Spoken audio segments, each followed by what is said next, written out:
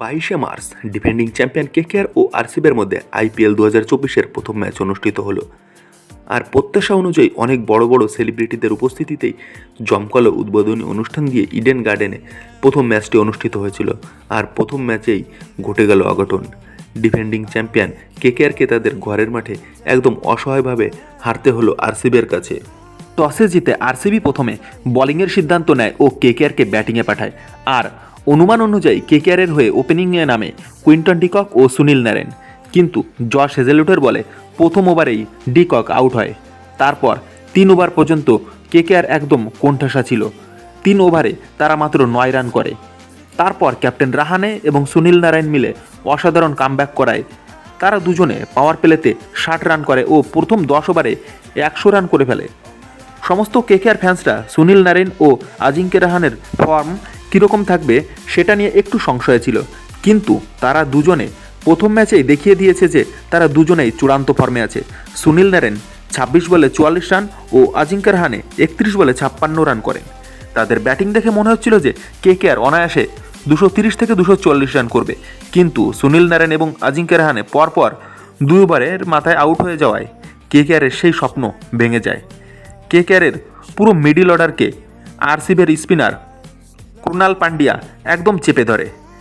ভেঙ্কটেশ, রিঙ্কু, রাসেল ও রামানদীপ কেউই বেশিক্ষণ ক্রিজে টিকতে পারেনি। আঙ্কুশ রাঘুবংশী কিছুক্ষণ টিকে থাকার চেষ্টা করেছিল, কিন্তু সেও শেষে ব্যর্থ হয়। আর প্রথম ইনিংসে কেকেআর 8 উইকেটে 174 রান করে। এরপর ব্যাটে আসে আরসিবির ব্যাটসম্যান ফিল সল্ট এবং বিরাট কোহলি। আর ব্যাটে নেমে তারা দুজনে যেন কেকেআরের বোলারদের উপর আগুন ছড়াচ্ছিলেন, কারণ পাওয়ার প্লেতে আরসিবি কোনো উইকেট না হারিয়ে 80 রান করে। সল্টের ব্যাটিং দেখে মনে হচ্ছিল যে তাকে রিলিজ করে কেকেআর কত বড় ভুল করেছে। আরসিবি মাত্র 3 উইকেট হারিয়ে 16 ওভারেই টার্গেট চেস করে ফেলে।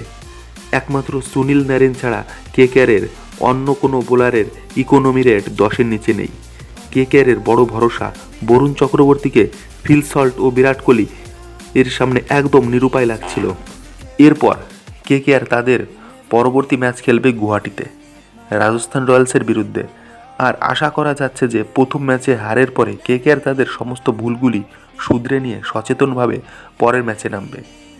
কেকেআরের শক্তিশালী মিডল অর্ডার, লোয়ার অর্ডার ও বোলিং বিভাগে এই ম্যাচে পুরোপুরি তারা ফ্লপ, ফলে পরের ম্যাচে এই সব বিভাগে তারা গুরুত্ব দেওয়ার চেষ্টা করবে। আর প্রথম ম্যাচে কেকেআরের সবথেকে বড় প্রাপ্তি হলো সুনীল নারায়ণ ও আজিঙ্ক্য রাহানের অসাধারণ ফর্ম। বন্ধুরা, গত বছরের মতন সুনীল নারায়ণ এবছরও দুর্দান্ত ফর্মে রয়েছে, সেটা প্রথম ম্যাচেই টের পাওয়া গেছে। আশা করা যাক কেকেআর পরের ম্যাচে কামব্যাক করার চেষ্টা করবে। বন্ধুরা, তোমাদের কি মনে হয় কেকেআর পরের ম্যাচে কি কামব্যাক করতে পারবে? সেটা অবশ্যই কমেন্ট করে জানিও।